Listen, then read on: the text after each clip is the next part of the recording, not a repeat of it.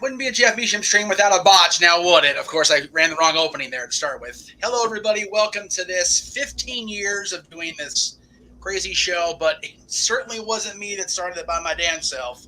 It's because of this guy we're sitting here. So welcome back to the Jeff Meacham Network, to the Great Cherry brand, and the Custody Studios, and of course, his own channel, the YouTube channel of NoDQ.com. The boss himself, Aaron Rift. Man, how the hell are you?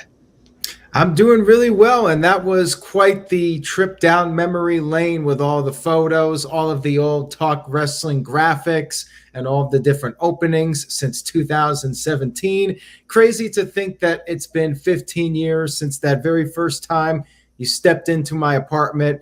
You were there to talk about Chris Benoit, and the rest is history. It is crazy to me that the Chris Benoit story is still in the news as of this week. It's just like thanks to everybody's favorite female website contributor / professional wrestler. We're going to be talking about open mic night this week. So there you go. So thank you, Jordan. We appreciate the relevancy to our topic still. Thank you so much for that. Lord. Yeah, 15 years. I mean, you start, God, you and I, as you saw in the trailer, 20 years ago, you and I officially started doing these crazy shows. And God, it was so low tech. I mean, sitting there, in the apartment in the valley with the microphone literally taped to the telephone to make sure we could talk to the people, Bobby Heenan, everybody across the country. And then we did that show for a little bit and kind of just petered out, did what it did. And then, man, this storybook with Benoit a year after we stopped doing the video show together with me and Lee and everybody else that was around hanging out. And it needed to be talked about because there was so much crap in the media, and there was so much garbage being spewed. I heard you mention the other day I was not too kind to Miss Nancy Grace, and I still wouldn't be to this day. She's still a head case. But I actually picked out some of the clips from that first show, and I wanted to get your reactions to it right here in front of everybody. So let me go ahead and see if I can get one of them queued up here without a hassle, because that's always fun. Let's do that. Vince McMahon is not the devil incarnate. Mr. McMahon may have been, but Vince McMahon is not. And when the world realizes that, everything will be much, much better. Wow. That was quite the comment right there. And that one didn't age well at all. Just not age well looking back.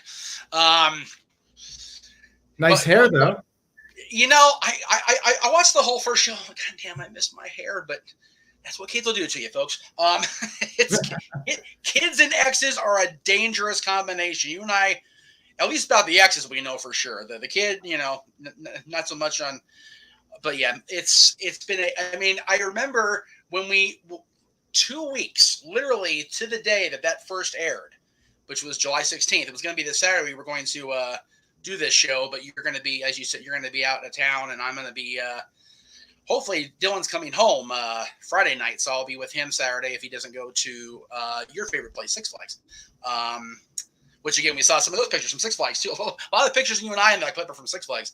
So we figured we'd do it today. But, yeah, 2 weeks to the day after the show first aired on July 16th, based on medical determination, was actually when Dylan first came into being as far as his time in utero. So, yeah, it was a crazy, crazy ride. We did the show, that night. We did the show after I came back from Florida and WrestleMania, after he was born. And I had taken the time off. It was so crazy how his existence and the show's existence are very much intertwined within a couple weeks of each other. That's crazy. But much of the show's early existence had clips like this. Oh, God. Okay. Deep cleansing breath. Let it out. Okay. Face palm of the week, and we had that on a regular basis. We did. The face palms were always the greatest thing because people seem to go out of their way to earn the face palm of the week. That should definitely be a thing. I remember the mailbag, and you would have people send in questions, and sometimes it was just warranted. Yes, exactly. It was just absolutely insane how things worked out. I'm seeing. I saw JD in the comments there. I just realized there's a whole bunch of comments I didn't address yet. So let me go ahead and say hello to everybody. Hello, Hassan. Hello, Don. Thank you. Hello, Ray. Thank you. Dustin. Thank you for the congrats. Daniel. Thank you. Joey, thank you as well. Joey's actually, if I remember right, Joey is the gentleman that we met at the Forum House show, which I didn't realize was that long ago, as long ago as it was, Aaron, that house show. Because when I went to Dynamite, I was talking to people that I had seen at that show. It was like, damn, that was 6 years ago. End of 2015, I think, right? Oh, was it 15? I thought it was 16. No, you know what? 16 was the NXT show in Bakersfield, so it was 15. Wow, yeah. 7 years almost then. That's crazy. But yeah, that was last time I had seen a show at the Forum period, and before that it was King's Games before they moved in '99. So that's Jeff. I'll tell you this: 7 years ago feels like a lifetime ago, and hell, 2.5 years ago feels like a lifetime ago with everything that's happened since 2020. You know, it's funny when you think about where our lives were 7 years ago.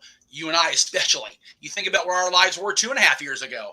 And it's just crazy how things have gone back and forth. And, well, that's a big face. Dylan, before I bring you in, back up just a hair, bud, because you're like right here on the camera. There you go. So, yes, in the green room, I'm trying to give him direction as I'm on the air here, because that's what Aaron's always taught me to do, is give direction. The man I was just speaking about, and he is a man, damn it. Dylan, my friend, Dylan. It's good to see your face. Yeah. I forgot what you look like. It's been so damn long. How are you, kiddo? Good. Good. Okay. That's a great answer for a talk show. Cool. Dude, I got like white spots all over me. You're what? Dude, okay, no, hold on. Dude alert. Like on my elbow, it's dark, but you can't see it. But like on my elbow and like on my knees and like on my hand and on my arm, it's like it goes from like tan to just white. And there's like white spots too. It isn't like it's just like not tan. It's like it'll be tan and it'll be like just like a white splotch. And then tan again. Okay, cool. You're a big giant splotch at Disneyland on Sunday. Cool. So before we actually got your video straightened out, I was talking to Aaron about the fact that the very first show we aired of Talk Wrestling and your existence are about 2 weeks apart. So it's just crazy that your life's very much intertwined with this show and with Aaron's and my continued friendship. It's like I said, 15 years is a long time, and you're almost 15 yourself now. So, I am almost 15. It's crazy. So, so for everybody watching on Aaron's channel and on Greg's channel, tell everybody what you've been up to. First of all, to tell everybody where you're getting ready to start in a couple weeks. What am I starting? Oh, high school. Yeah, Dylan's starting high school, y'all. That's how long Aaron and I have been doing this show. Dylan's going to be a freshman in high school at my old school, no less. You saw some clips of that show, that school on the old show. Anyway, just want to bring in real quick here. Josh is here, our buddy Josh Mansfield. And let's see. Psycho Jet Black with a comment on that already. I just realized Aaron here seems to have a good haircut during that montage in the beginning. Well, that's because once Aaron did that, once Matt Cardona, botch forced us to shave our heads in 2016, Aaron just kind of stuck with it. So all the other shots you saw in the montage are older than that. That's why. Let's see. The boss man is here. JJ's here. I mentioned that earlier. Yeah, the clip didn't age well. CC's here as well. Hello, CC. Hello, JJ. Let me just see. Walter Cruz is here. So Aaron, let me ask you this. Walter seems to think your worst nightmare is both of us being on the show together at the same time. Why is that? It's just a lot of talking. That's all. The two of you, when you guys are both on, we're going at least an hour and a half, if not 2 hours, because Jeff, you like to talk. That's why you've been doing this for so long. Walter likes to talk too. We found that out when we first brought him on. We love Walter, but the two of you guys, you're both dominant when it comes to getting a word in. And I feel like he's the one guy that gives you a run for your money when it comes to trying to get a word in. Walter will fight you for the talking time. Yes, well, episode 200 of the No DQ review is definitely not. We're definitely looking forward to see how that goes. Ken, I see your super chat. Thank you very much, sir. $10. And he says, congratulations to good old JM for the 50th anniversary of Talk Wrestling. From the first episode to first question of the week. Yes, the facepalm. It's hard to pick the best episode. By the way, what's good, Aaron Rift? Well, there you go. What the hell happened to Ken terminated by no DQ? He just disappeared from my channel. I don't know if he got banned or what. It wasn't me that laid the ban hammer on him. At least If I did, it wasn't on purpose. I promise that. And if I had a way to go in there and check, I would. I have no way to check yours because I can control the chat rooms during the stream, but I know your account, so we'll see. Great question from a Talk Wrestling Easter egg, Aaron, that you'll remember. I once sent a video that Damien Demento is a worse gimmick than the Red Rooster. Is it still true today? Absolutely. Damien Demento was one of the worst things they ever did in WWE, and that's saying something considering how bad WWE gimmicks were in the 80s and 90s.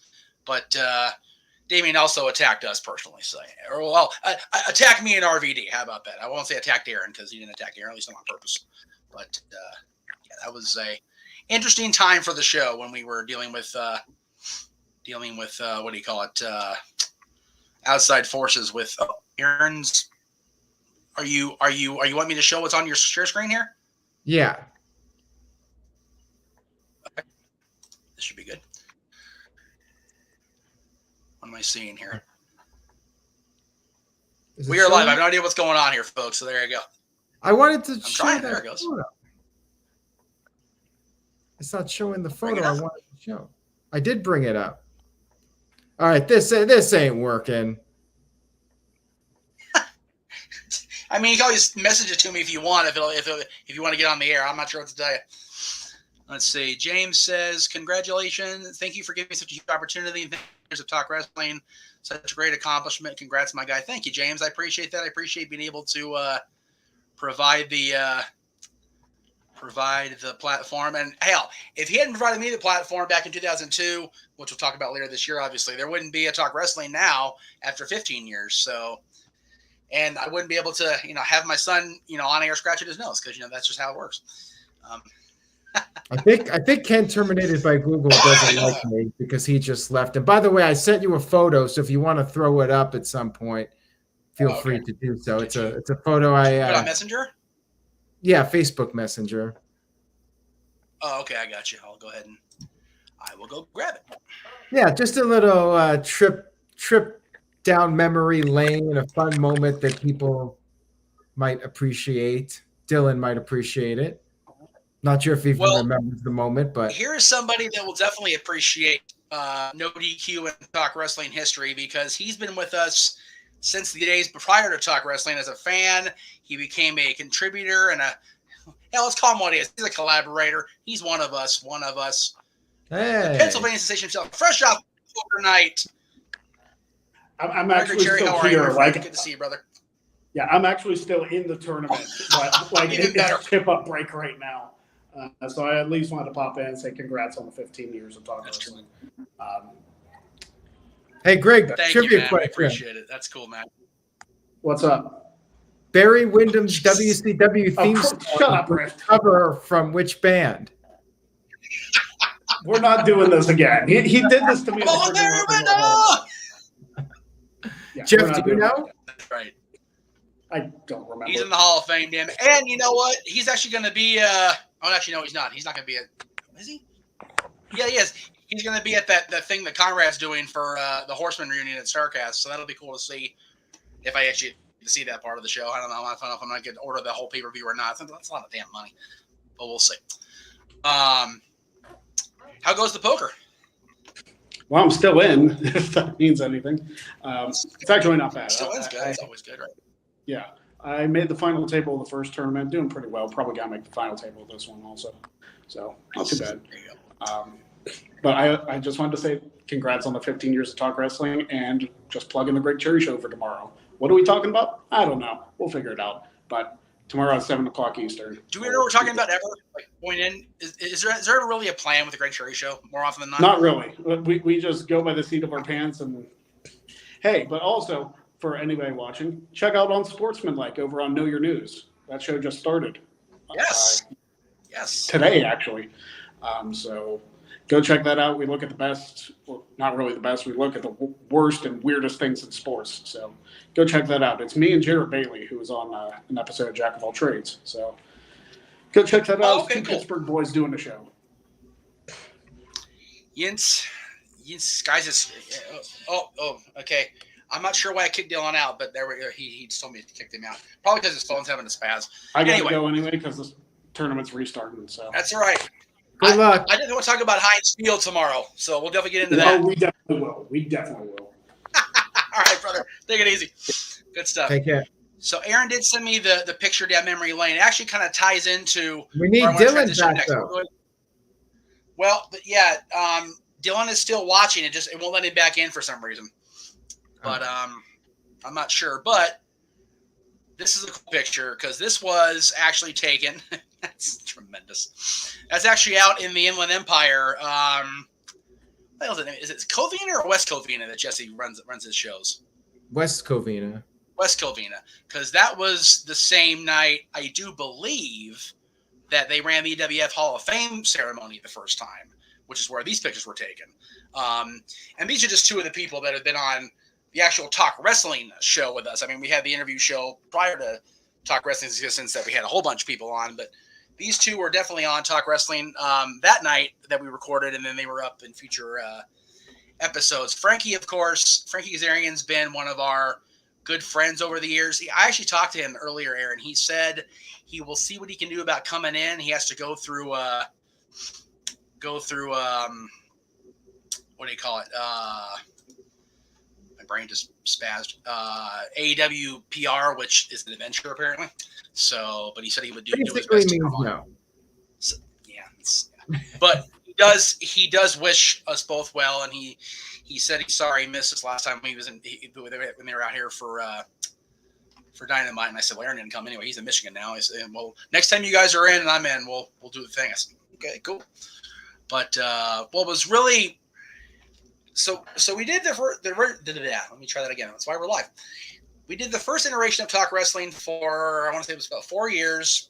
We had our little spat, our little breakup, some people called it, which I found funnier than hell. Your video is still on YouTube, the resignation video. Oh, I know. I can't.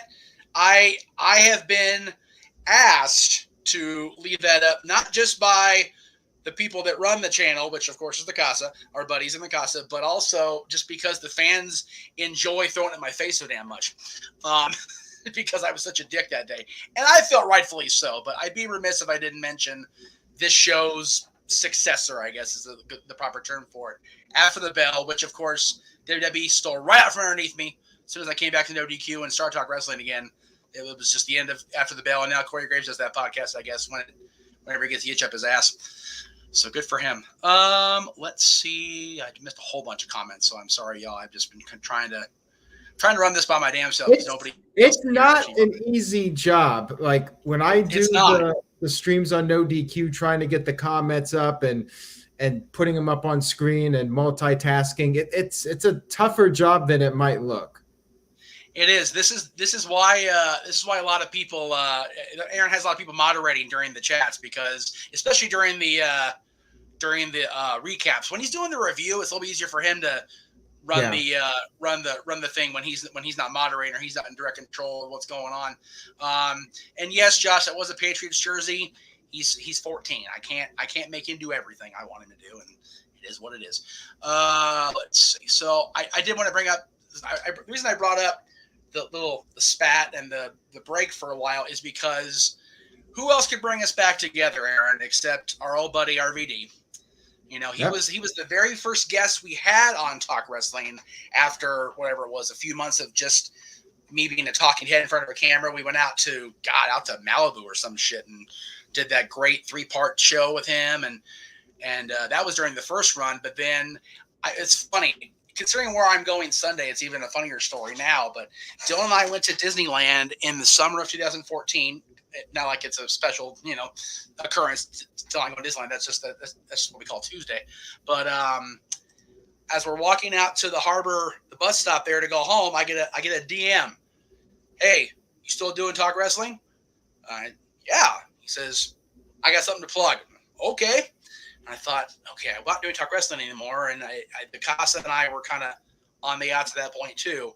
First thing I do, because Aaron and I had talked. Aaron and I had talked after in the lead up to SummerSlam 2013, because I actually hosted the ODQ after party with you that year out at Hooters when they were still doing it out here in LA. And we've been, done like a couple of prediction shows or recap shows, whatever, over that year. But, Rob Rob wanted to plug his little whatever the hell he was plugging back then. Jesus, the freaking tweet secret or whatever the hell the freaking thing was called back then that went nowhere for unfortunately. But I said, okay, I want to give him a proper platform, so I called Aaron. Waiting for the bus. I'm like, hey, what are you doing? You know, and he goes, well, we'll figure something out. We ended up going in October, and we went down to Venice Beach, and it was an awesome day. And like I said, there's only a couple pictures I got in the collage there, but the one of the three of us, Dylan actually took that picture. He's quite the photographer. Well, he's got it in his genes. His mama's side's full of photographers, so it kind of worked out that way. I just love that the capture. I want to say I think you took the picture of Rob and I recording as you because I remember you set your hard camera up and you were moving around the table. So just my reaction to whatever the hell Rob was saying is just like, oh, like what'd he say? Just great times. I always enjoyed when we got to go out of the apartments, out of the house, out of the backyard to just go do something, whether it was the old show, whether it was this show, it was anything we did. It was always cool to go out and do something. For sure. I look forward to once this pandemic clears up, we actually have you back out here again and actually go do something. Would be nice. You know, there's also that episode of Talk Wrestling where you were at the independent show when you were doing the rounds, going around talking to people. Yep, definitely ruffled a few feathers with that one. I didn't get a clip from that because no clips on that will ever get me in good company with anybody ever again, unfortunately. But yeah, it's been weird that this show has gone with me throughout doing the creative stuff for the one company with Travis, doing not this particular Talk Wrestling, but doing the shows with you, and getting a play-by-play gig for a different independent company out here. So it's kind of allowed me to live the little indie wrestling dream without actually having to get in the ring and get beat up, which is always nice. But I did, of course, get the one time I did get beat up or whatever was out in what the hell's the name of that city? Marietta, Temecula, whatever hell, that way out there in the boonies. And yeah, it's been, like I said, it's been a crazy 15 years, but during the break I had, and leading up to the break when I first started going down to Long Beach, we had JJ, and again, JJ can't be on. He's actually in the middle of getting his stuff together, but Mikey was also living in the apartments at the time. Our buddy Stat Boy. Good to see you, sir. How are you? Mute that real quick because I'm on the... Oh, I guess he wasn't ready. Hey, everybody, going? How are things in Nashville, right? Knoxville. So better because that's more in the mountains, right? Yes. We are nestled nicely in the Smoky Mountains Smoky Mountains of Tennessee. The Great Smoky Mountains of Tennessee, where Knoxville is our closest major city. Nashville is 3 hours away. It's in central Tennessee. We're in eastern Tennessee. All right, which is why I'm not going to Starcast and SummerSlam because I ain't got no place to stay. It's close enough. 3 hours each way every day would be a bitch. Now, are you going to that Ric Flair's last match deal? No. I'm going to be ordering it here, but I'm not going to be. Like I said, if Mikey wasn't 3 hours away from Ground Central, I would be there in a heartbeat because it's that and the actual getting there. Everything else is fairly inexpensive. It really is. So, but it's just an actual place to stay within rational distance of travel and then actually getting into Tennessee because flying's a bitch right now. And any other transportation mode, I have to leave like now to get there on time. So it kind of seems silly, but appreciate it. We are going to get together at some point because you remember Mikey's out in Sevierville, which is where they put him since he's working at Dollywood. So it's just a matter of getting to the closest hub transit wise, which is Knoxville. Now, so how close in proximity is Sevierville, Knoxville, all that to Knox County and everybody's favorite mayor of controversy at the moment? 1 hour. Ooh, too close. Right. But minus the controversy that whatever Mayor Jacobs is talking about, I think this is his first strike since I've been out here, because everything else that he's been talking about, I'm okay with. One, Yeah, the because problem is it's his it's first strike. Kane. Okay, I'm sorry, it's Kane. I'm sorry. I'm marking out for a mayor. Not even that. The problem is he's had his first strike this year, but he's gone 3 strikes in about 2 weeks. He can't keep his mouth shut. He's a politician. He's a politician, exactly. He fell directly in line with the people above him in the party, and he fell directly in line with the guy at the head of the WWE food chain. So it is what it is, Snap Boy, and you know it. It is what it is. Anyway, bro, I just popped in here. I want to, of course, give my congrats to you. 15 years is a long time. And if it wasn't for you, and if it wasn't for Aaron, and if it wasn't even for the Casa D18 people and all that stuff, we would not all be doing this together as family. I love you greatly. You and Renegade neck and neck when it comes to being brothers. Always. You put up with my stuff, And Aaron, don't be surprised if I come a knocking one of these days and say, hey, can I be on a no DQ show with you guys to throw my 2 cents in? You had Renegade on there a couple times. It's my turn next. Well, technically, you're on an episode of Talk Wrestling on NoDQ.com right now. Well, I'm talking about the other stuff too. I mean, if you can counter argue Virtue, that would make for a very entertaining video. Don't say Virtue on this, boy. What do you do? Why? Why would you do that to poor Mikey? Oh my goodness. Oh, that's better than a pay-per-view. We're looking for somebody that's got an opinion that will get Virtue rattled. That's for sure. Here you go. All right, this is history. This is history right here, right now, because here we go. Aaron and I are here. Stat Boy's here. Here we go. And now JJ is here. So for the first time on NoDQ.com and my channel and JJ's channel and Greg's channel, the 4 of us are together at last. Good God, save the world from us all. Right? Hello, brother. Hello, JJ. How are you, Mikey? My friend? What's going on, Aaron? Not much. How's it going? Where are you at right now? I am currently in my car waiting for my girlfriend to get out of 99-cent store. Well, there you go.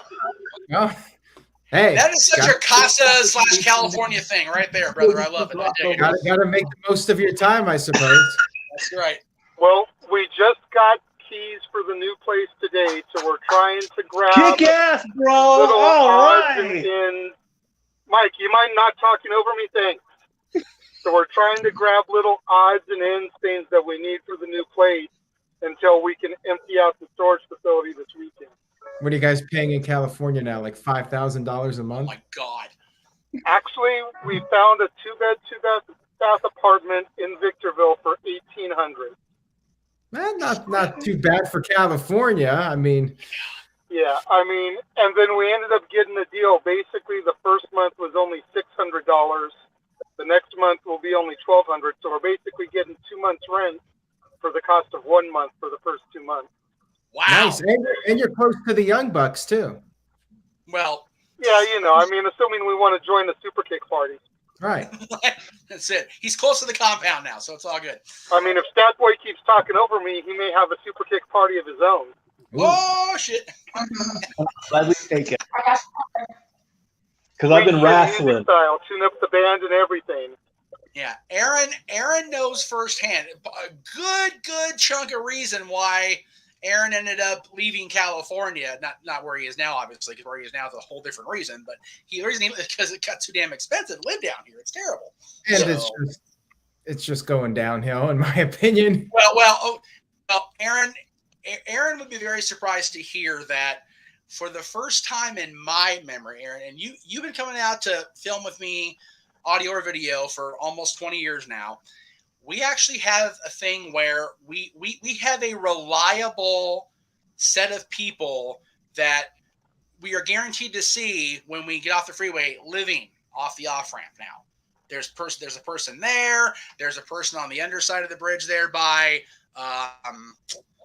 Cousins burgers. It's actually become a thing now. We have that out here. We had a shooting out here, so we're just getting to be a grand old city here in San Clarita anymore.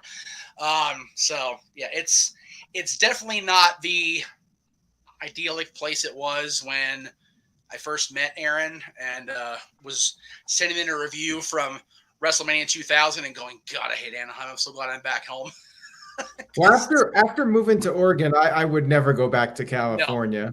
Oregon is so much a complete difference of everything. It's so you get the city feel in the Portland area, but it's still like you drive 5 minutes and you only know there's a city behind you. It was and it's so just much so green better. there. It's very green. And the thing is, it rains too much. Number one, Muckerfeather, not in Seattle, so slow your roll. Number It rains two, more in Michigan, actually. I was gonna say it rains more where he is now. Yeah. And number two, when that rain stops, that means things grow and grass and it's pretty and trees and God forbid you actually breathe clean air. What you gonna do in LA? Clean air, what's that? Seriously. Nothing in California. No. We had clean air for about 3 weeks during COVID when nobody was able to go anywhere. Right. Yes, you would true. Yes. You would not believe how blue the skies got again, Aaron. Like, oh my God, I showed him. So gorgeous out here. And then restrictions were lifted. People were able to start going everywhere again, and it turned back into crowd. I showed him because our season ticket rep for the Kings sent a she became friends later, not the one we have now, but she became friends with us. She sent us a picture as she was driving in about 2 weeks in, right? And no traffic on the freeway, which was scary as fuck. And there's the F word. Sorry, Aaron. I forgot I'm on your channel too. And just clean, like no pollution in the air, like no traffic. It was scary. Definitely scary. But definitely one of the eerier things about the last 15 years. I would say, other than when we started and why we started Talk Wrestling, because of the Benoit thing, this pandemic has definitely been the most surreal 2 years of my 15 doing this and my 20 with Aaron, period. It's been crazy.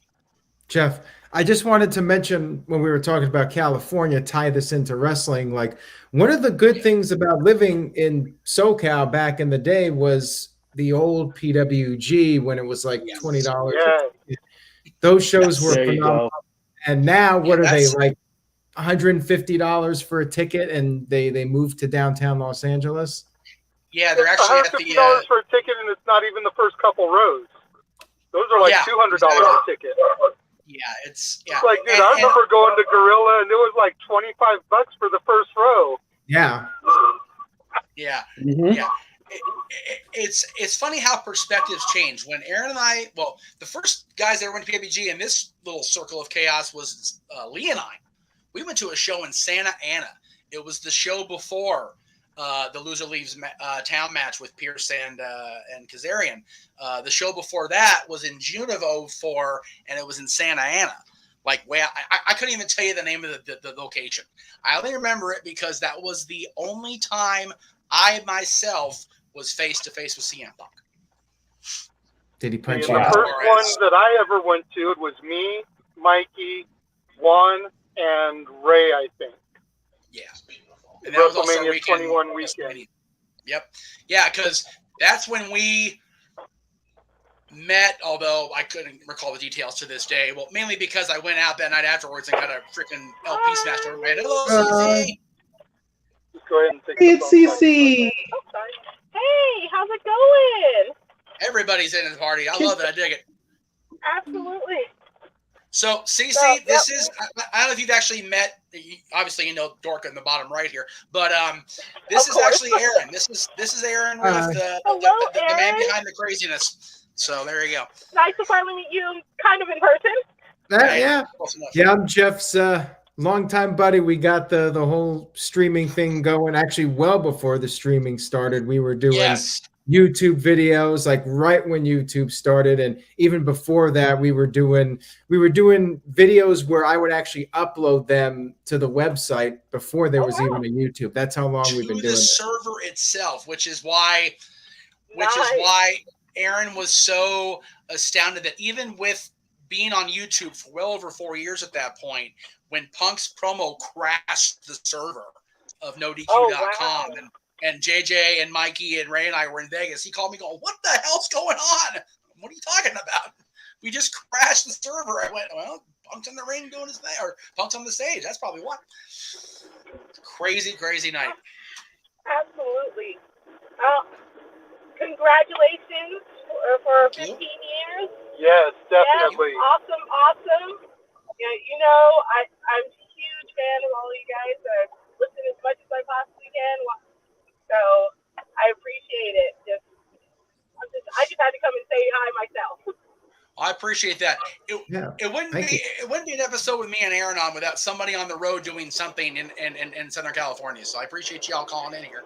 And JJ, I don't know if you came in all during this part of the show, but I did make sure I mentioned the little break I took when I did this show with you guys. So definitely wanted to throw it up there again now that you're on the line with us.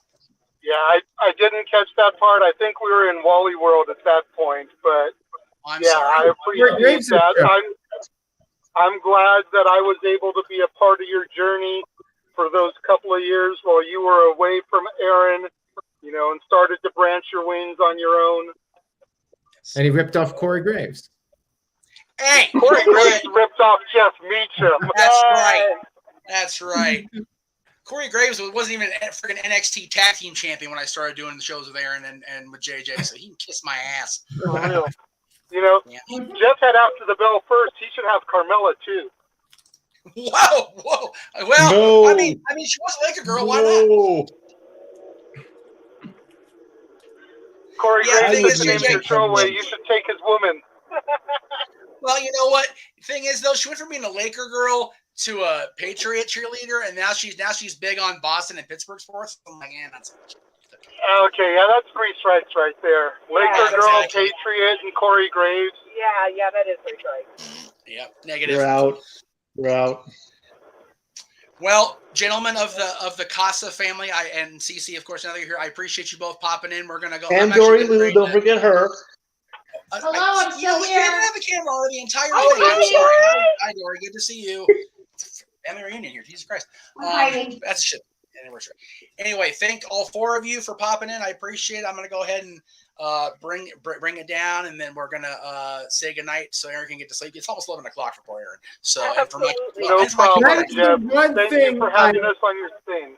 The Yes. one thing I miss about the West Coast is the time difference. It was so much Yes. easier doing the live streams and recapping the shows on the West Coast. And Jeff, I'm envious that it's only 7:43 Pacific time. Yes.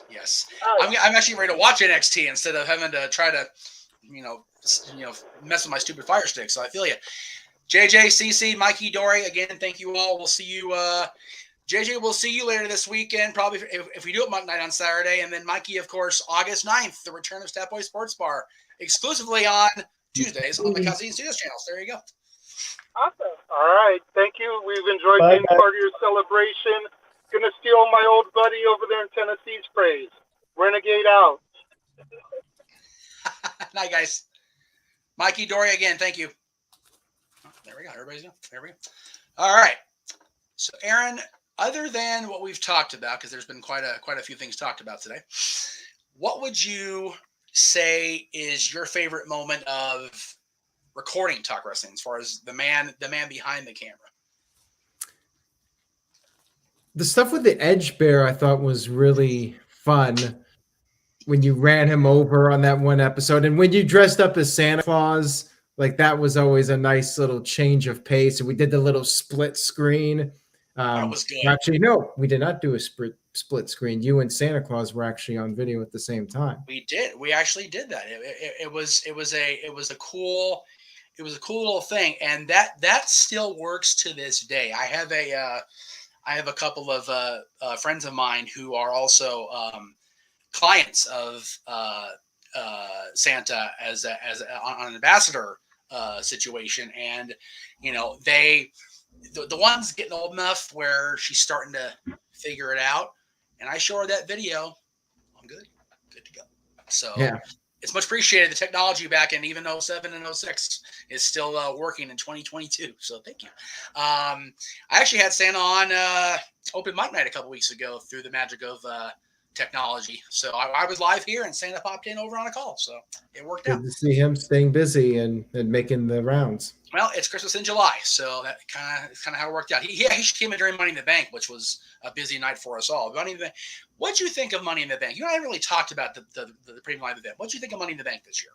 It was good. Not as good as the AEW pay-per-views as of late, but it was still a pretty solid show. And one thing I like about the WWE shows is that they're relatively short. The 3 hours I think is ideal for a pay-per-view or a premium live event. I love the AEW shows, but I end up going live at like 12:30, and that is difficult. That's a challenge in more ways than one. We were commenting during Money in the Bank that show very much seemed to be paced like an AEW show, but not near the amount of matches. So we were boom, boom, boom. We had more time on Monday than we anticipated. So we ended up adding topics just to have, a good, because we usually, it's so crazy to think about now when we started doing this and you and I were just trying to, keep it under 20, give me 30. Shit, we'll go 8 hours on pay-per-view nights now with open mic night just because the coverage of the show and then into the topics. And they've given us so many gems to cover here in the news lately between the two companies. It's just been a grand old day. I wanted to ask you, because it's going to be a rare thing, if ever, that I get to be on a review with you the same week that there's a topical thing that's not open mic night. What do you think about them? Let me get the super chat real quick here. Dwayne, thank you for the $5. I appreciate it. Thank you, sir. Much appreciated. And everybody that said hi that I haven't talked to, I apologize. Hello. Thank you, everybody in the chat room that's watching. We talked about this on Dad's on yesterday's show. I think that, granted, they can't call it War Games because WWE owns that, the name or whatever. But why would AEW go completely against what they said they wouldn't do as far as giving away the, pulling the Nitro thing on free? You know what? We're going to hold that for just a second because we actually had somebody else pop in that I wasn't counting on, but he made it. He is officially, with cigar in hand, because that's how cool this dude is, as awarded by us, God, Frankie, 2004, but to this day, the coolest wrestler alive. Frankie Kazarian, my friend, it is so good to see you. I'm glad you made it, brother. Hey, man. Yeah, sorry I didn't give you any advanced warning, but I figured I'd pop on and say hello and say congratulations on 15 years, man. God, it's crazy. It is so wild to me, Frankie, that we were doing the interviews on our old show that you cut promos for us for even before that, but we managed to get you on Talk Wrestling when you got the nod from Jesse for the Hall of Fame. That was a cool night. Yeah, man, that was cool. I mean, everything in wrestling is subjective, and Hall of Fames are what they are, but I mean, Jesse's, somebody I have a ton of respect for and look up to a great deal, and a guy that helped me out so much in my formative years. And, and he, I pretty much would do anything for that guy. So when he called and said he wanted to put me in the EWF Hall of Fame, I was honored, happy to be there. It was a cool night, great match, and just a cool kind of full circle moment for me, man. Yeah, you and Sky had a great match that night, which, by the way, knowing what you and I talked about earlier, I'm not surprised it didn't happen, but man, I was so bummed that you and Sky didn't have that match at the Forum. I was like, come on, man, SoCal boys, you're killing me. But yeah, there was discussions about something like that happening. But in wrestling, every I learned early on that at the end of every pencil is an eraser. So you kind of got to just roll with the punches, man, and just it was still very cool to be at the Forum as a SoCal kid, born and raised, to be there and to do my thing in front of those fans. That was a real special moment, man. It's funny to me that, as long as Aaron and I have been together doing these shows, which is going to be 20 years in October and doing 15 of this show, I've only been to 2 wrestling shows ever at the Great Western / Fabulous Forum. The one with you guys here recently, and then the WWE house show that Aaron said was in 2015. It's just crazy that all the history intertwined with my family, with the Kings being at the Forum all those years, and it's only ever been 2 shows, been true wrestling wise. Yeah, so I had never been to a show at the Forum. When I was a young man going to wrestling shows, I was strictly a WWF fan, so I always would go to the LA Sports Arena for all the live events, all the house shows. And back in those days, only NWA/WCW was running the Forum, and I didn't really have a whole lot of exposure to that. So I wasn't necessarily a huge like NWA fan growing up. So I was strictly a LA Sports Arena guy. And a part of me is sad that I never got to wrestle there because I went to so many matches there, my first ever wrestling match. But I mean, to be at the Forum and the history of that building, and you know, I've seen countless concerts in that building, and just, you know, being a Lakers fan, and you know, it was just cool to be in there and to be at the Forum Club after. It was a pretty cool night, man. How is the Forum Club, man? I have not been. Okay, so, you know, don't tell anybody the Forum. I was in there as a kid back when you weren't supposed to be in there as a kid at the Forum Club back in the day. So those photo shoots were amazing. You guys did downstairs. It looked like throwback to the old days of Hollywood. It was so cool to see all that stuff. Yeah, it was cool, man. It was cool just to be in the Forum Club. I mean, you know, I was up there with Scorpio Sky, who's, you know, huge Laker fan, maybe the biggest Laker fan I know. You know, we were just kind of in there sitting and just having a beverage and talking about how cool that was, you know, just, you know, dude, like, you know, stuff like that's not lost on us, especially, you know, me and almost 25 years into this, you know, it's cool just be sitting in the Forum Club after wrestling in the Forum. It's just, you know, almost a little bit surreal. It was super cool, man. It was definitely fun. Like more often than not, you guys will have a break and then you'll tape Rampage on a Wednesday. But because they were running out at Toyota Arena, you guys didn't do that night. So I meant they shuttled us all out, and walking through where they had the fan section, I'm like, this used to be the undercarriage of the building. Like, just watching, like, you know, like, I remember when in the Kings days, you'd walk down there, you know, you go see your buddies that are refereeing, or, you know, you just whatever. And, you know, where they walked us out, I remember, because it was on that side of the building, is where I met President and Mrs. Reagan at a Kings game back in '94. Wow. They were, it was during, no, I'm sorry, '93. It was during the only time the Kings went to the playoffs, the finals during the Forum years. And my dad and I were just walking down there after warm-ups, just, you know, doing what we always do, just walking around kind of schmoozing. And here they came, Secret Service and everybody right behind us. I'm 10 years old, not knowing what I'm doing. They almost tackled me walking up to Mrs. Reagan, and she kind of easy. And it was just so weird to stand there and go, holy shit, this is where I was. It was so, and then of course you're out the door because, you know, traffic in LA is still fun. Oh yeah. Yeah, it was cool, man. You know, I was just being in that building, and it was funny. I was talking to Jericho, and I was, you know, we were talking about how I'd never wrestled there, and I was like, you know, I was at a concert here in '96, early '96, and it was Ozzy Osbourne Retirement Sucks concert, and Korn opened for him. And that was the first time I saw the band Korn, and Jericho like goes, wait a minute, dude, I was at that same concert. Apparently he was at that same show. He was down in SoCal doing some shows for, I think, Martine at the time. Oh my God, Martine. Jeez, I haven't heard that name in 20 years. So it was just weird. So we both got a pretty big laugh about that. It's like, wow, how crazy that we were at the same, you know, at the same concert all those years ago, right before he really kind of got his break. And when I was just I was just like fresh out of high school. I was just a kid. So, you know, it's cool, man. Yeah, real cool. Yeah. Well, yeah, because you figure. Sorry to interrupt, by the way. It seemed like you guys were deep in discussion. Didn't mean to interrupt, but I just wanted to. No, you're good. No. I was just going to ask him about the whole. I was going to ask him about AEW TV, but I'd rather talk to you any day of the week, so that's fine. It's funny because Chris actually got his break because Bischoff saw him at Inoki's thing out here in LA.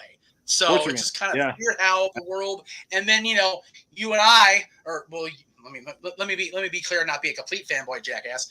You end up on the Jericho cruise because of your wrestling ties, and then we end up all together on the ship because my dad and I ended up going on the cruise last year. Yep. And then I've been telling everybody for months now, and I haven't had a chance to really like thank you in front of the world, but on behalf of Paradise Kitty, man, thank you so much. You guys made those girls' day by selling out that atrium all 3 nights. You yourself freaking bought 3 of our shirts for your bandmates, which I really appreciate. you know, especially with what shirts cost these days. So thank you so much. Oh man, well, you know what, dude, those cruises are so much fun for me as a wrestler and as a musician, and I've gotten to see some really cool. Chris is always really good about bringing. I think he always has an all-female tribute act there. You know, he had the Killer Queens, which is a all-female Queen tribute band, and those ladies were outstanding. You know, he had Shoot to Thrill, which is a all-female AC/DC cover. They rocked it. And Paradise Kitty, those girls, man, they're the real deal. They have the chops. They played one of the nights. They played the entire Appetite album, start to finish, and I was just in awe. It was so much fun. They were so cool. They were so friendly. That atmosphere there was just awesome. Yeah, it was a great time, dude. And I'm happy. Again, as a musician in a band trying to really, you know, make our name, I was happy to support them in any way I could. How was the whiskey show after Dynamite? I'm so bummed I had to miss all that.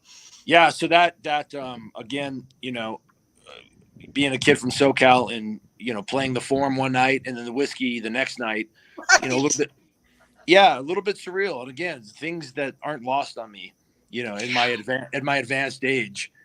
Shut up! Listen to you. You know, really cool. Just like I said, we had a huge turnout. Jeff Hardy was there, headlining the show. A bunch of the people came out. A bunch of the roster came out to support. Jericho was there. He jumped on stage and did a song with us. Yeah, man, just cool. Just a great week for me. You know, finally being able to do this in front of my friends and family on this level. You know, I mean, I've been out here for years, and I've had friends and family follow me around and watch me wrestle in high schools and you know, carnivals and just, you know, in like street fairs, and to finally, you know, be at the Forum and be in Ontario and be at the whiskey. It was cool, man. It was a cool weekend. I can't complain about any of it, dude. Aaron, you were and your dad were at MPW's first show, and it was Frankie and Daniels and Adam Pearce. So there's a weird little trio connection here as well. So just crazy how the world revolves, and the more things change, the more they still just bring us all back together. I love it. Yeah, I was 17 years old. I was 17 years old when that MPW show took place, and my dad was doing the commentary out there. I don't know if you remember him, big, large guy, over the top. He was doing commentary, and they were actually letting me film some of the stuff. So I actually got to do an interview, like filming it with Adam Pearce. And that was just like the most surreal thing ever, looking back at it, because I was like 17 years old back then. And it was just a fun experience. And this was like, what, 2001? 2000, brother, 2000. That was like, you know, seeing you guys do that match and that style of wrestling before it really became mainstream, you know, that was pretty cool to be part of that. And going to those early PWG shows, like in 2004, 2005, before it really blew up, you know, like the past 10 years, that really got big. But back then it was still relatively unknown. You know, that was really fun to be part of that stuff before it really became mainstream. Yeah, you know what's funny about that match? That was like, I want to say that was, if not his first, one of his very first shows, Adam Pearce's first shows here. Yeah. And you know, I'd heard a lot about him, and believe it or not, that was the first time I'd ever been in the ring with Chris Daniels. Wow. So for me, that was a big kind of test, because I was still a relatively new young guy just trying to make my name, and to put me in there with somebody who was more than established, like Christopher Daniels, and Adam Pearce, a guy who had this, you know, pretty huge reputation coming out of the Midwest, was, you know, kind of one of those first tests for me to see if I could hang with guys that, like, I wasn't used to being in there with, you know, names. And that was, I remember it was a 3-way match, and it was, you know, I felt a lot of pressure at the time, you know, stupidly so, probably bad. Felt a lot of pressure that, like, I have to really, you know, kind of bring my A game, because these guys are, you know, the real deal. Not that anybody I'd wrestled before wasn't, but like, this was different. And that show had a lot of buzz at the time. That's, you know, I mean, I'm not too familiar with the scene in SoCal right now, but at the time it was lighting up, and it was getting pretty pretty hot at that point. So, yeah, it was cool. I remember I had a lot of pressure, and again, another good opportunity for me to show what I could do against two established dudes who, still to this day are killing it, doing their thing in the business. Yeah, we really appreciate it too. Like, I remember like when TNA started and we were watching all those shows, like it was really cool to see you guys doing something different to what WWE was doing. And that influenced us enough to where we wanted to actually go out to Orlando, and we went to the 2004 Turning Point pay-per-view, and that was quite the experience. That was really fun doing that. So, we really appreciate everything you guys have done to change the game. Well, thanks, man. I mean, go ahead, Jeff. I was gonna say, it's funny with Frankie. I remember it was either a year or two ago. I was digging through a box and I found the pictures I took of the match with Pierce in the cage, where the two pictures that stand out to me are three. There's one of you two face to face right before the match starts. There's one of him looking like not directly at me, but kind of off to the side with the crimson mask. And then I took a picture of you with the belt up in the locker room, posing with the belt. When Adam Pearce asks you to post more pictures, you've got a good collection of shit going. And I think he's, to this day, the only guy that's actually honored a loser leaves anywhere stipulation, because he has never worked for PWG since. Yeah, and you know what? That was super important to him. Adam's an old school guy. That was super important to him. And first of all, using the word cage is being very liberal, because that was kind of chicken wire with just getting, like, we were astonished the thing held up, because it was this is early 2000s. It's not like PWG had the giant budget to have a proper cage. So the cage was what it was. And I remember in that match we had brawled out into the ring truck, and I picked up a safety cone, one of those orange safety cones, and I just waffled Adam with it and just legitimately busted him open. And I was like, oh boy, here we go. The cone is at your feet in the picture of you at the championship. That's what makes it so funny. It's like, the murder weapon. Yeah. So I know the answer to this, but there's a question in the chat room. I did see your question earlier about China, so I'll get there momentarily. But I know the answer, Frankie, but go ahead and let everybody know. Terry Runnels, another former guest on Talk Wrestling, is a cigar fan. What is Kazarian's favorite brand of cigar these days? Probably the one. Well, I got to say American Rebel Cigars. It's my cigar brand, which is, we're going this September will be 4 years since we started the company and it launched, and it's going, it's going great. We got a great partner. Our partner Sam in Pittsburgh. Shout out to Sam, who's the owner of Stogie Bird. He's our partner, and him and I and Cody are still very hands-on. Nice. The company is doing well. It was for us. It was always, something. It was a passion play of ours, something we wanted. We're cigar guys, and we were discussing, hey, why don't we do something? And we were able to do it. And to this day, the cigars are going strong.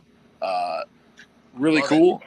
Something else that pro wrestling has afforded me to do on the side, in addition to music. So yeah, it's cool, man. So, a lot of fans have, given us so much great feedback, especially on the cruise. So yeah, it's cool. It's, it's rad. It was one of those, you talk about that, wrestling's had, especially the last year, so many surreal moments. I don't know about you performing in SoCal, doing the Forum, doing the whiskey. I talked to my dad when we got back to the cabin the first night, and the Kitties did their set. You were out there rocking with everybody in the crowd and everything. And Chris, of course, jumps on stage and does Sweet Child with the girls. I walk back to the cabin and I go, if lightning hits this boat, I'm good. As a fan, my girls are up there singing. My boys are out there selling the place out. Like this, it's not going to get any better. It's really not. It's so fucking cool to see everybody. Yeah. Those cruises are so much fun, man. I've been fortunate enough to be on all of them, and nice. And I've been fortunate enough to wrestle and perform on all of them. I played with Papa Buck on the first one. I jammed with Rubik's Cube on the second and the third one. I jammed with Marco Stunt, and got to perform again with Rubik's Cube. And so for me, being a fan of music and rock and roll, to be able to do both those things, it's cool. It makes for a very busy cruise for me. I'm kind of running all around trying to get, at one point I had to wrestle Adam Page and immediately go perform with Papa Buck. And during the match, this was on the first cruise. During the match, I took a hard shot in the mouth. I got my lip cut open real, real bad. And so I'm performing with Papa Buck, and in between songs, somebody was off to like stage right, handing me a towel to just because my mouth was pouring blood. So I'm just putting this towel to my mouth and soaking up the blood the whole time. And but you know what, man? I wouldn't change it for the world. That kind of shit's so cool to me, Yeah, it's. Full disclosure, I'd never been on a cruise before October. I'd never been on a cruise ship my entire life ever. So yeah, and we were going back and forth. We were like, do we want to go? And then Jenna texts me and goes, we're on the cruise. I'm like, well, I guess we're going. So it was definitely if WrestleMania wasn't coming here a month after the next one, I would probably be on the ship in February or March, whatever it is. But yeah, they're fun, man. I can't recommend those enough for wrestling fans. I'll be on the next one. And in fact, my band Gutter Candy's playing on the next one, so I will have even more obligations, which is cool. We're gonna play full sets, and very happy to get my band on the cruise. It's cool, dude, and I'll be on every one of them until they kick me off of them. Right? Yeah, I mean, it's one of those. If budgets weren't a worry, I would live on those damn boats, man. It is crazy how. Because I'm not good with water and boats and nothing around me but water, but man, it was so smooth the whole weekend. The only thing I got really worn out with was the Sunday night. The girls had their set at whatever time they were supposed to start, and of course, we finally found I should say the rain found us. We evaded it all weekend, and then the rain finally found us that last night. So I got a great shot of you and Daniel's kind of coming together there at the end of the cruise. That was cool to see SCU briefly come back together for that. And then me, immediate family, I went for my Judas moment because I hadn't been in front of a live crowd for Judas. He had been already. Everybody had been but me. So I'm like, waiting for it. And then like, oh shit, the band's going to start. I literally filmed myself doing the Judas moment when him and Cassie come out. I ran across that boat to the atrium and got my kitty shirt on. Like, all right, let's go. Like, yeah. I had 10 minutes, I think, between the two. It was crazy. So, probably, but yeah. It was a lot of fun. But yeah, you mentioned Marco, jamming with Marco during the cruise. I had no idea that he was a great talent in that. Like I'd never seen him outside of AEW. It was really cool to see him kind of come out of the shell and really show even the crowd we had on the boat. People were like, whoa, what the hell? Where did that come from? It was really cool to see.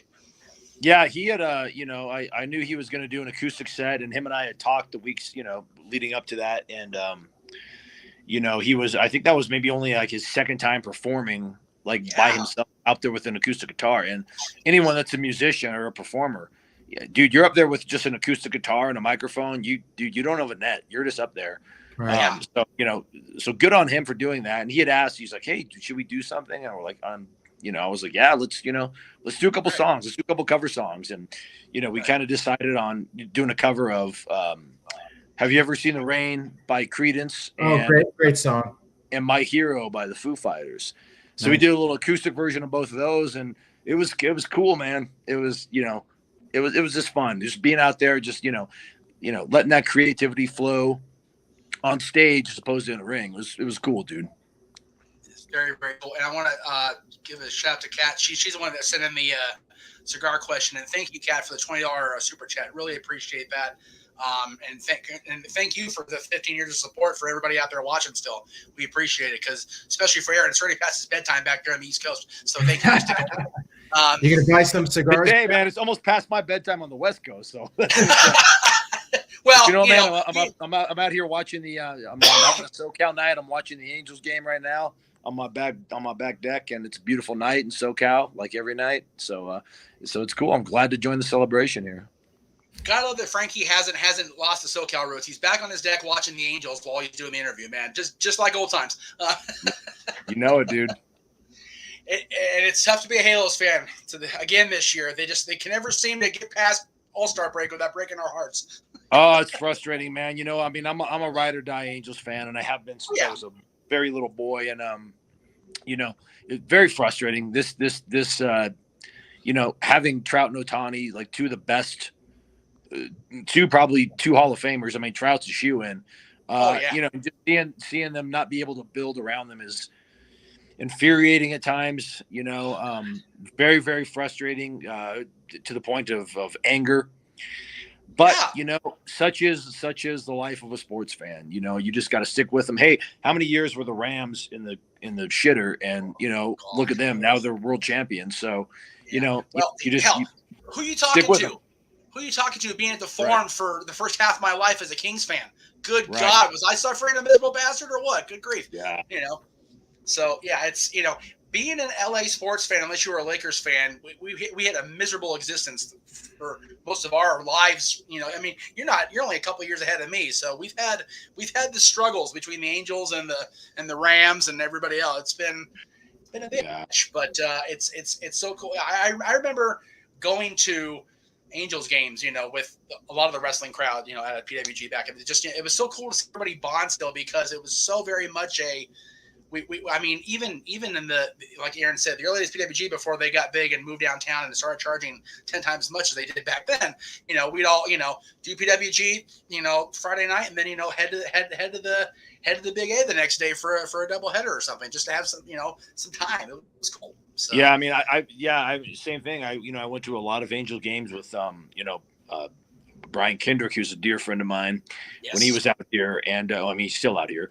And Aaron Aguilera, Hardcore Kid, and, you know, referee Marty Mutaba, you know, like, you know, we went to Angels and the Bowler brothers, you know, I went to games with all those guys, and, you know, because they're all also fans. So, you know, just cool to do that. Cool to do that with my friends, my wrestling friends. Yes. You know, go share a cool experience at a ball game, you know. It's funny you mentioned Aguilera. Aaron will remember this very well.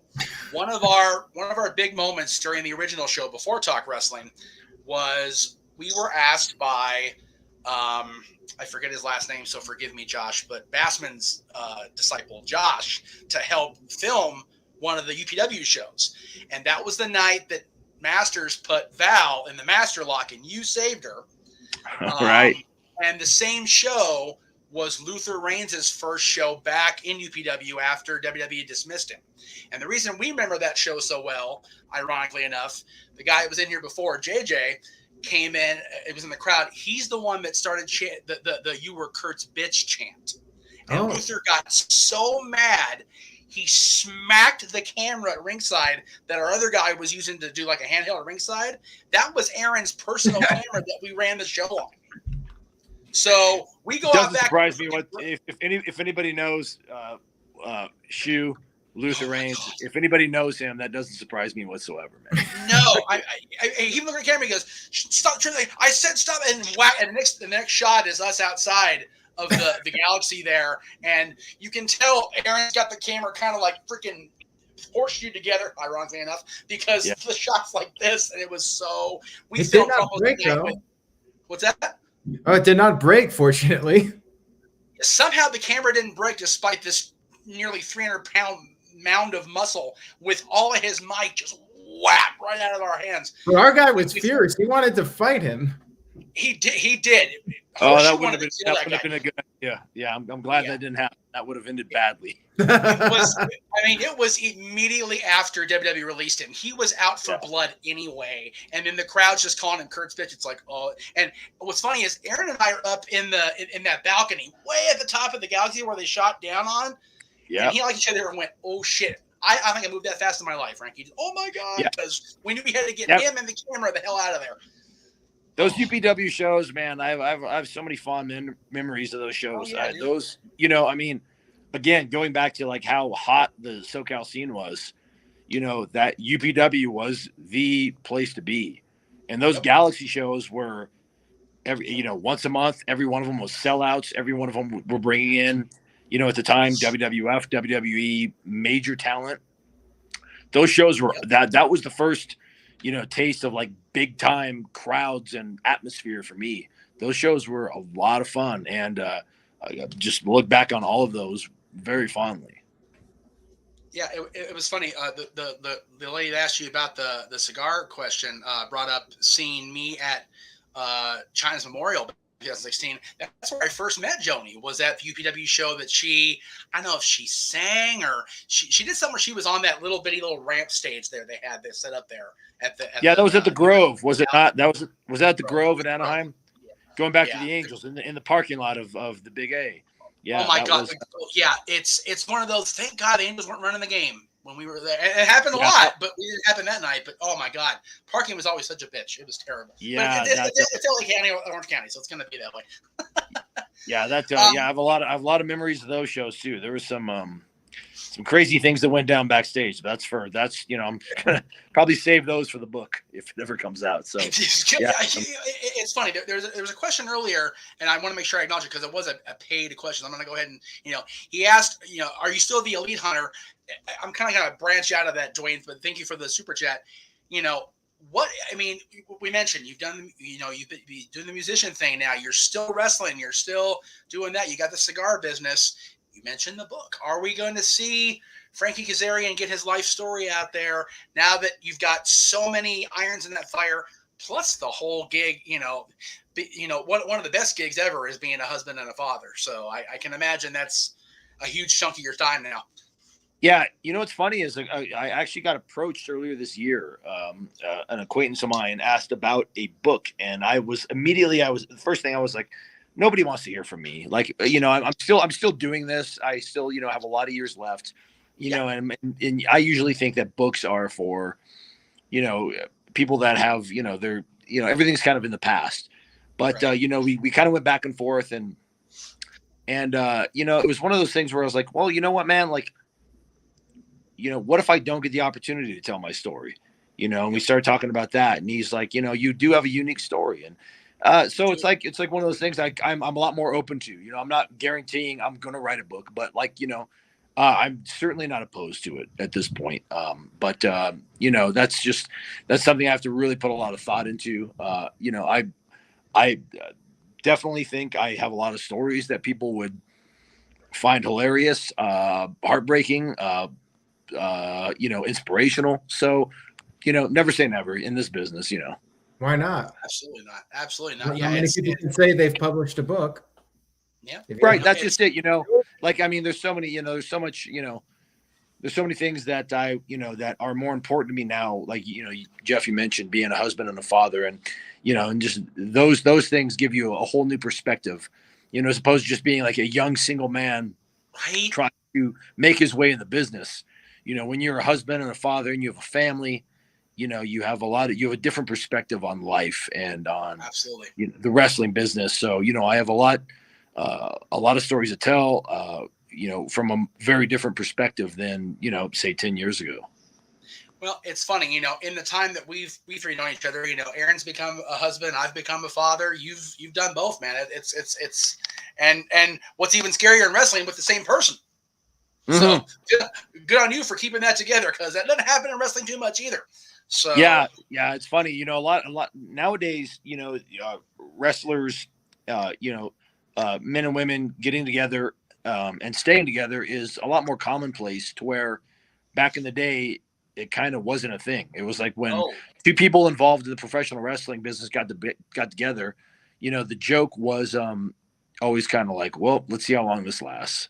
Yep. You know, I've been married, you know, 12 years now. So, you know, we've defied the odds, and a lot of people are doing that now, which is a testament to, you know, kind of the shape the business is in as opposed to how it used to be. So, yeah, it's cool. You know, it's but yeah, you're right. You know, it's one of those things, like, it's, you know, it's never going to last, you know, getting together with, trying to find a partner that will put up with somebody that's a professional wrestler or in this business at all is extremely difficult, because this business is incredibly unique. So I've been very blessed to have a a wife and a partner that understands the business and understands me and the frustrations and the ups and the downs and the pitfalls and the perils and all that. Yeah, I have found that the partners I've had that were not fans going into it, they don't understand my mindset of, this is what I know. This is what I do. I can go out, I've had retail jobs many times in my adult life, but it doesn't bring me that, I don't know what to call it, but it doesn't bring me what this does. And, Aaron's made his living off doing this for over 20 years now. No DQ is going to be 25 next year. So it's just crazy that, Right, so it's big, man. That's awesome. And I met my wife as she was a fan of my YouTube channel. Crazy enough. I was going to say she became a fan watching the early days of Talk Wrestling. So it's just kind of weird how the world revolves. But yeah, it's very strange. Yeah, it's just cool, man. And like I said, 15 years and 25 years, there's nothing to sneeze at because, I often say that in professional wrestling, a lot of people can, get hot and get over for 6 months, a year, 2 years, but like I'm a fan of longevity. I mark out for people that have done this at a high level for a long time. That impresses me. And so I am again very blessed to still be doing this almost 25 years in, and still have my faculties about me and still be healthy and still be at the point where I'm having good to great matches. So yeah, it's cool. This because tomorrow's not promised to any of us, especially in this business. So to endure all that comes along with the entertainment industry, the pro wrestling industry is if you can make it in the double digits, you're doing something right. Be it podcast, talking, reporting, doing this, all this. It's tough and it takes its toll on you physically and mentally. So, good on you guys. We appreciate that, Frankie. It's funny you mentioned longevity with your career. You mentioned the UPW days. Little guy that came out of West Newbury, Massachusetts, ended up in UPW for the first part of his rides, and he just celebrated 20 years himself. It's and it's funny you mentioned like the impressive with longevity. Paul Heyman, during one of his many things that he does, he talked about how long was Steve Austin's run really, like actually as the guy? 2 years, 3 years? John was the guy for 10 years straight through, no real break other than the occasional going to briefly do the money, briefly doing the movie thing, but he was Vince's guy for 10 years without any semblance of okay, well who's the next guy. So 10 years is fucking impresses me. Like and 20 overall is crazy to me.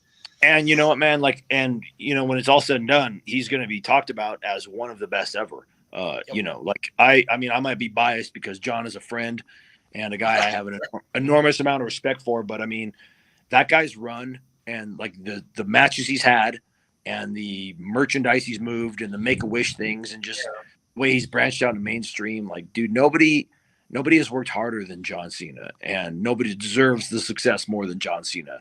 So every time I see that guy, I'm happy.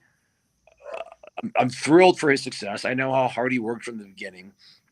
And it's really cool to see, hard work and perseverance really paying off in dividends like it has for him. And just so proud of that guy, man. It's funny you mentioned longevity. Somebody in the chat room, Teaching in Color X with a $2 super chat, saw you for the first time at the forum. So, you're making new fans every day, Frankie. I love that. That's cool to see that. Cool. Thanks for coming out, man. Where have you been? Very cool. But regardless, I'm glad you came out. And Catherine says, congrats on 12 years, Frankie. So wonderful to hear you speak of your spouse as a partner in all things ups and downs, career and life. You are indeed blessed. Really cool of you to share that. Hey, I was blessed enough to actually, get to meet Tracy not too long after you guys got together. And, of course I was a fan of Miss Brooks and Tracy. It's both you guys are two of the coolest people I've met and doing this crazy shit for all the 20 years I've been doing it. So like you said, it was a rare thing when you guys got together that longevity would be a thing, but it's still, it's to see you guys still after 12 years is amazing to me. Yeah, man, I'm blessed. I mean, professional wrestling has brought me so much. And, the thing I'm most grateful that it's brought me was my wife and my son. You know, like there's nothing I can do that will ever top, you know, that. So if nothing else, what I got out of this business is something that is more important to me than anything else. So it is very cool. You know, I'm a blessed man. It is the single greatest joy of my life that I have my son. You know, it's different for guys. You want the guy, you want the boy to, you know, wrestle around with. You want the whole thing, but kids are the best. I love it, and I have said for many years that, you know, the Kings winning the Stanley Cup was the second greatest day of my life because, of course, my son being born was the first. But doing this for 15 years and working with Aaron for almost 20 now, and getting to meet people like you and getting the opportunity to go to Florida just for a friggin' pay-per-view and hang out with you guys afterwards and give you all those ridiculous plaques and just all the crazy memories over the years. It's so much fun. So much fun. Yeah. I still have that plaque, man. It's going up. I appreciate that.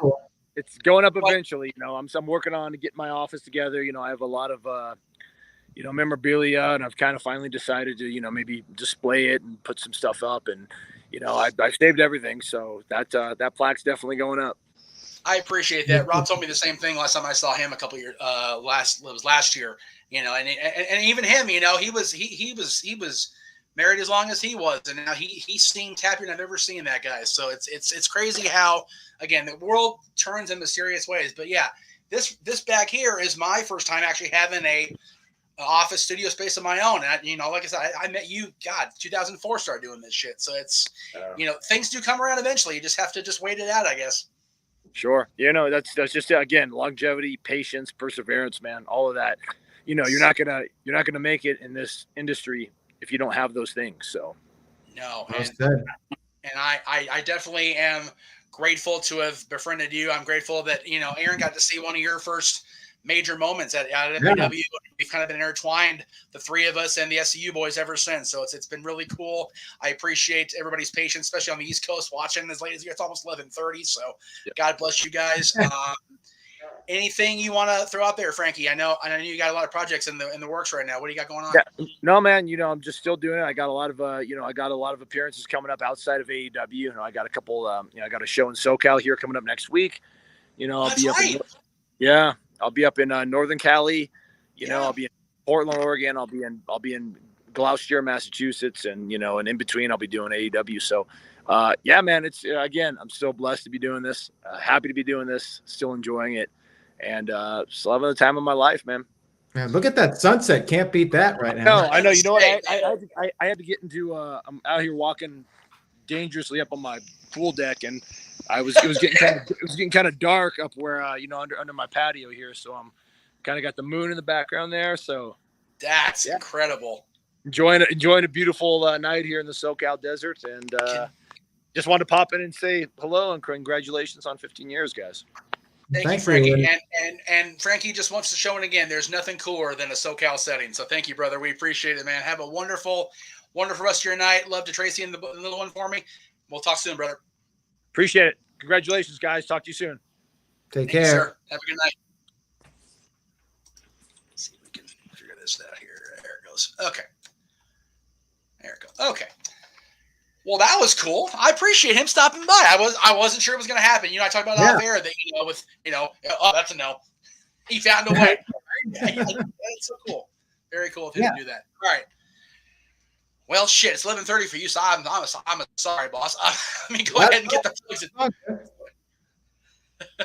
So, I mean, I was going to ask you about, you know, why would they give away a free War Games match on TV, but that was so much better. So that works too.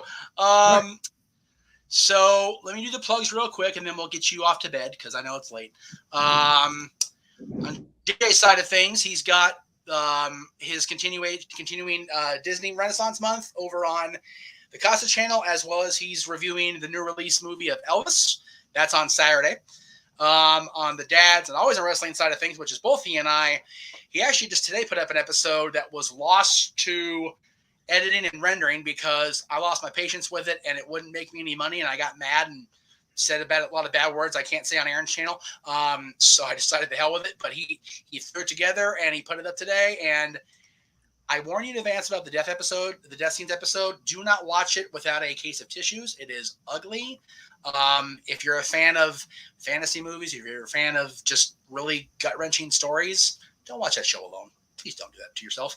But then Ask the Dads, of course, every other Monday. Our next top 10 episode, we're going to have 2 in the same week, actually, because Monday the 25th, we're going to celebrate Shawn Michaels' birthday, which was will be the previous Friday, the 22nd, with his greatest matches. And then JJ and I are coming together in a collaborative effort as far as one list together going into the weekend of Flair's last match with the definitive ranking of the 4 Horsemen. So that'll be interesting, especially for you and I, who are both such old school fans, have been covering basically the entirety of the Horsemen, either as fans or as doing this shit. So it's been crazy.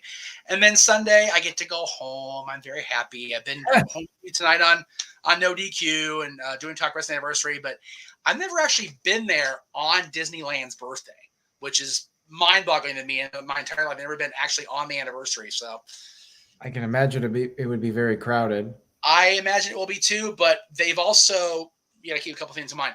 They've blocked out they call it Magic Key now, but the annual pass holder folks, their passes don't work right now. So everybody's a paid customer, but paying customers are paying what they're paying right now. So they're definitely keeping the crowds down. Plus, they're still requiring reservations. You have to queue in advance and the whole thing. The only reason I'm even going is because I have a cast member signing this in. Otherwise, it wouldn't even be a thing. Because I mean, to get in the door on a park hopper would be $200 a piece, and 3 of us are going. So do that math. And watch your wallet explode. You will not be seeing Joey Ryan there. What's that? You will not be seeing Joey Ryan there. No, we actually did. I was trying really hard to dance around it with Frankie because I know he was one of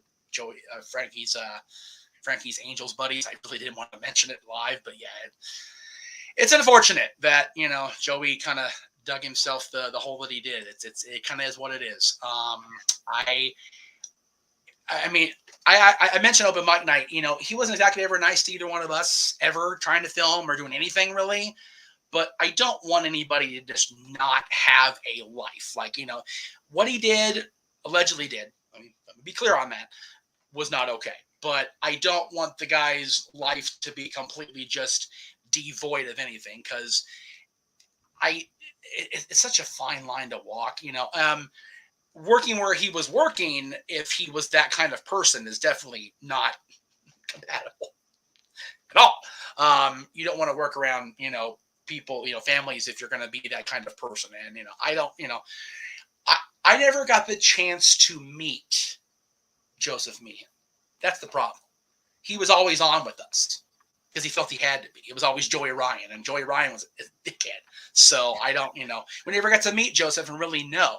I mean, one of the most enduring memories of he with you and I is at the Newhall venue, where he literally took the camera out of your hand and followed Scott Loft into the John. Right, I remember that.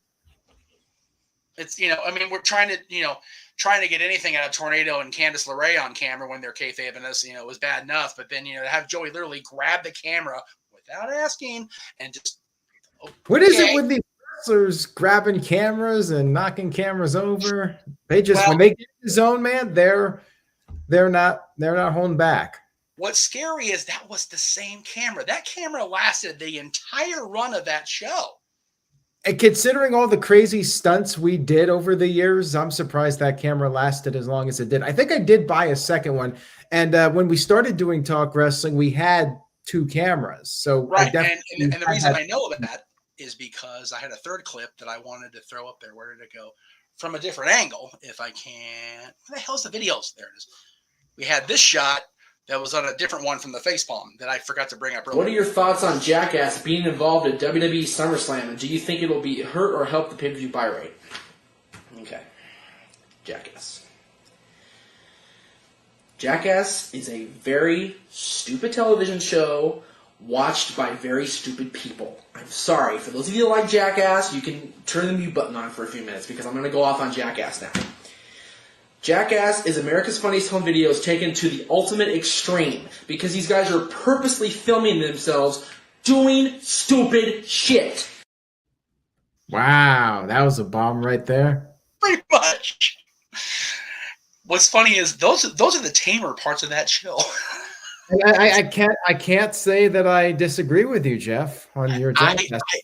I've just never been a fan of those guys, and it's just bonkers to me that I'm surprised you and the cameras survived as long as they did, because between you getting tossed around various parks and parking lots and everything over the years, and it's just crazy, just not good. And yes, JJ, at least you were responsible for the Joey incident. We did bring up the horseshoe incident with Frankie on the air, and he remembered it. And yeah, it was bad.